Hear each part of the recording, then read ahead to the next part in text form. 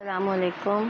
S G grammar school جماعت ہشتم مضمون اردو سبق نمبر 3 عنوان عظیم تابعی رحمۃ اللہ علیہ۔ بچوں اس چیپٹر کو اچھی طرح ریڈ کر لیجئے تاکہ اس کا خلاصہ آپ کو سمجھ میں آ سکے۔ اس سبق میں ہم عظیم بزرگ حضرت عروہ رضی اللہ تعالیٰ عنہ کے بارے میں پڑھیں گے۔ آپ رضی اللہ تعالیٰ عنہ حضرت ابو بکر صدیق رضی اللہ تعالیٰ عنہ کے نواسے اور حضرت عائشہ رضی اللہ تعالیٰ عنہ کے بھانجے تھے۔ آپ رضی اللہ تعالیٰ عنہ کی والدہ حضرت اسماء رضی اللہ تعالیٰ عنہ اور والد صحابی رسول صلی اللہ علیہ وسلم زبیر بن عوام رضی اللہ تعالیٰ عنہ تھے۔ عروہ رضی اللہ تعالیٰ عنہ نے علم کے ساتھ عمل بھی کیا۔ آپ دن کو روزے رکھتے اور شب بھر نماز اور تلاوت قرآن پاک کرتے تھے۔ آپ رضی اللہ تعالیٰ عنہ کا شمار مدینے کے 7 فقہا میں ہونے لگا جن کی طرف لوگ دینی معاملات کے لیے رجوع کرتے تھے۔ آپ رضی اللہ تعالیٰ عنہ ہاتھ کے بہت بڑے سخی تھے۔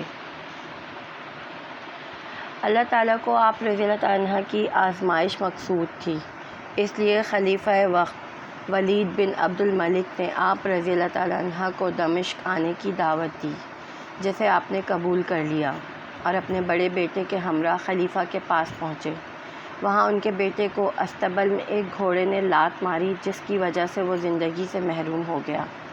حضرت عروہ رضی اللہ تعالیٰ عنہ ابھی بیٹے کے غم سے بھی نہ نکلے تھے کہ آپ کے پاؤں میں ہڈی خور بیماری لگ گئی اور جراح نے آپ کا پاؤں پنڈلیوں تک کاٹنے کا مشورہ دیا۔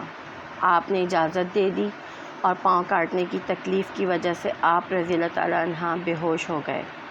آپ کی زندگی کی یہ پہلی رات تھی جب آپ نے پاؤں کاٹنے کی تکلیف کی شدت سے بے ہوشی کی وجہ سے رات کو عبادت کے لیے قیام نہیں فرمایا۔ آپ رضی اللہ تعالیٰ عنہ نے اپنے گھر والوں سے واپس آ کر فرمایا کہ اللہ نے مجھے 4 بیٹے دیے تھے جس میں سے ایک لے لیا، اور 2 ہاتھ اور پاؤں دیے تھے جن میں سے ایک لے لیا، میں اس میں بہت خوش ہوں۔ آپ رضی اللہ تعالیٰ عنہ آخری وقت میں روزے کی حالت میں تھے۔ گھر والوں کے بے حد اصرار پر آپ نے روزہ افطار نہیں کیا اور اسی حالت میں رحلت فرمائی۔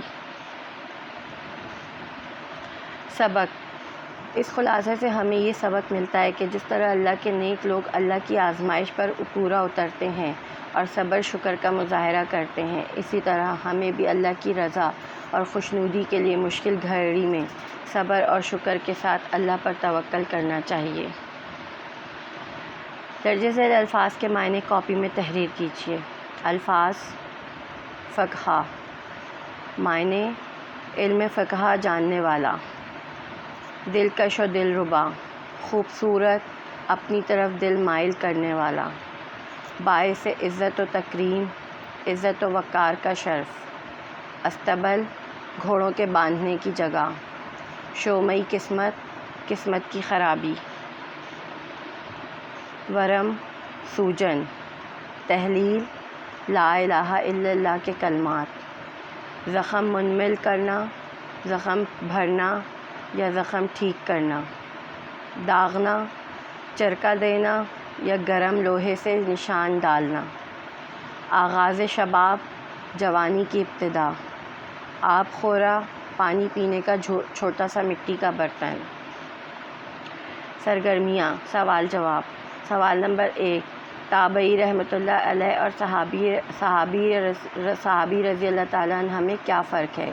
جواب: تابعی اس عظیم بزرگ کو کہتے ہیں جس نے اصحاب رسول صلی اللہ علیہ وسلم کا دور اپنی آنکھوں سے دیکھا اور ان عظیم المرتبت ہستیوں سے دین کا علم سیکھا ہو، اور صحابی رضی اللہ تعالیٰ عنہ رسول اکرم صلی اللہ علیہ وسلم کے ان ساتھیوں کو کہتے ہیں جنہوں نے ایمان کی حالت میں آپ صلی اللہ علیہ وسلم کو دیکھا یا آپ صلی اللہ علیہ وسلم سے ملاقات کی ہو۔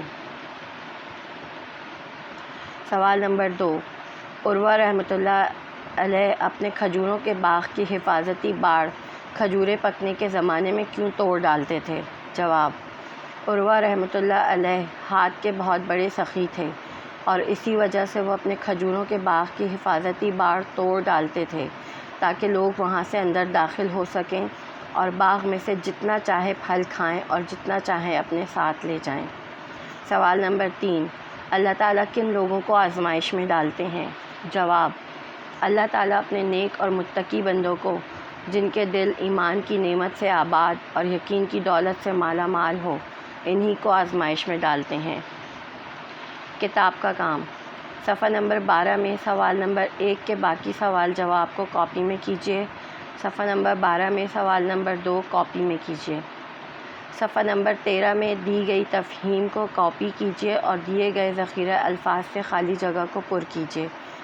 سوال: کسی بھی 4 تابعین کی زندگی پر مختصر کتابچہ مرتب کیجیے۔